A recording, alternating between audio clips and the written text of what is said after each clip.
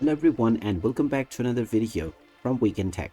In this video, I'm going to show you how to update the Phantom Wallet application on your smartphone. So let's get started right away.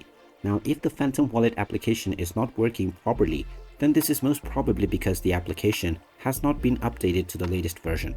So in order to fix this, open up the Google Play Store or the iOS App Store depending on your device.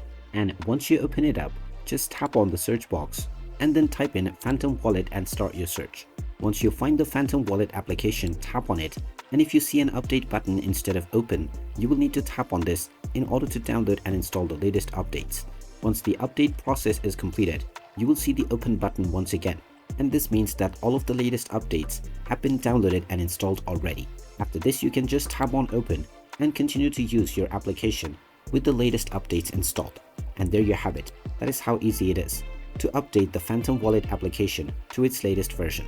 If you find this video helpful, make sure you hit that like button and subscribe to our channel if you haven't done so already. Also ring that notification bell to never miss another update from us. Thank you for watching, and I will see you again in the next video.